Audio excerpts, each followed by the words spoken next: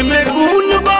एक ऐसा कलाकार जो कुछ दिन से गाना नहीं ला रहा था, गाना लाया है तो पूरा धमाल मचाया हुआ है।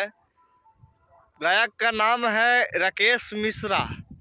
राकेश मिश्रा गाना लाते हैं कि साबुन लगावे लोगों की मटिए में गुण बा। लाजवाब गाना लाए हैं, कुछ दिन से गाना नहीं ला रहे थे और 2024 में गाना लाते हैं तो धमाल उठ जाता है। गाना इतना अच्छा है कि साबुन लगावे लू की मटिए में गुण बा। और बहुत सा उसमें गाना में 2-4 लाइन ऐसा है कि अच्छा लगता है। के आगे लाइन है कि फूल गेंदा जैसन धमका तारू और शीशा नहीं जैसे चमका तारू।